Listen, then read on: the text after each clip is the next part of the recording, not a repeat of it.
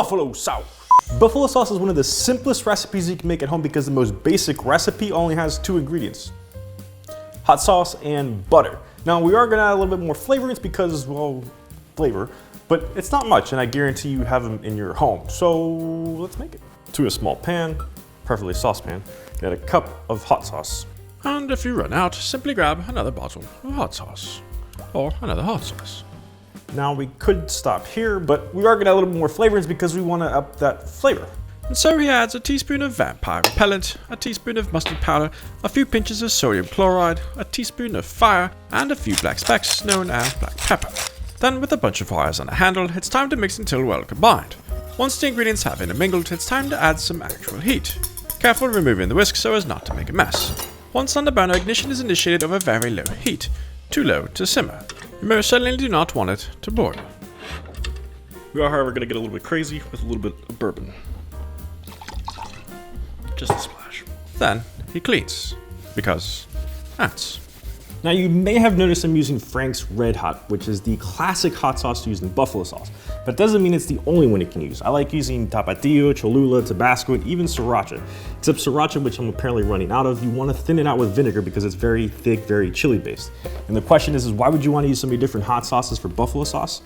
Different flavors. I find that Tapatio works really well with pizza, where something like Tabasco works great with chicken and waffles.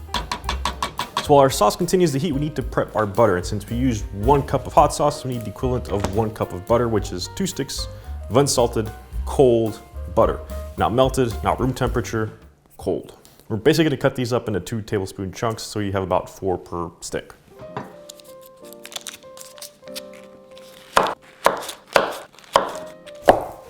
All right, maybe 5 chunks per stick. The butter is then set aside in some sort of containment vessel. Then his attention is turned to the hot sauce. When you begin to see wisps of steam, the sauce is at the perfect temperature and ready for the next step. It is removed from the heat and returned to the work area.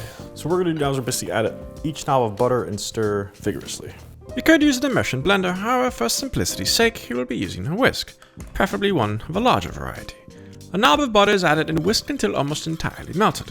Careful not to breathe the steam as it will burn your lungs like a dragon's breath. He continues to add knobs of butter as his previous one almost disappears and we begin to see the familiar bright orange color of our intended sauce. Now, if for some reason you find your sauce starts to break, and you'll know it's breaking when it starts to separate into sort of a red, fiery lava liquid and a thick, buttery type thing, your sauce is too hot.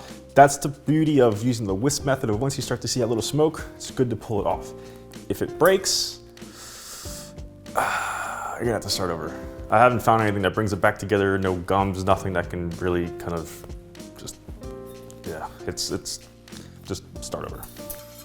What makes buffalo sauce such an amazing sauce?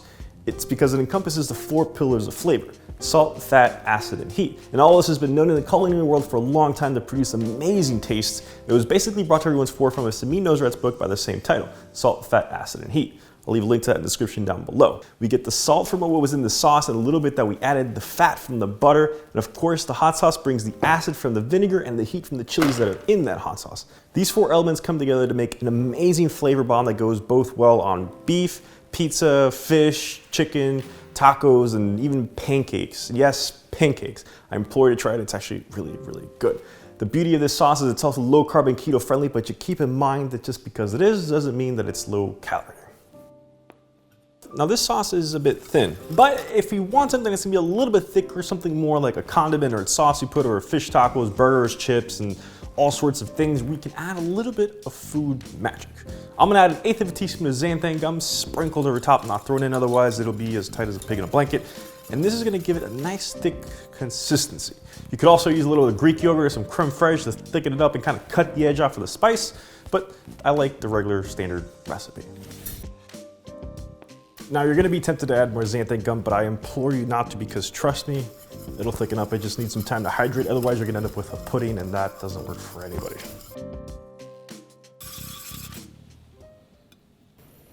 See, a little bit thicker. Just what we're looking for. Now what I like to do, since I'm gonna use this as a condiment, is a squeeze bottle. This will allow me to keep it in the fridge for a long time because, well, that makes it easy to pour. Although you can try to be a hero, it's recommended to use a sturdy funnel. However, before you begin to pour, ensure that all caps are sealed tightly, Otherwise, well, I'm sure you can imagine the potential failures. One could also use an empty hot sauce bottle in lieu of a squeeze bottle, just make sure to appropriately label for all to know, especially if it has booze. Then it's time for the all-important taste test.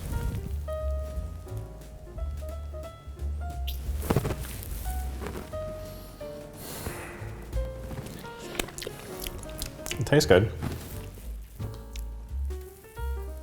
You're probably wondering why I'm not making buffalo wing. I think you know why. Boop!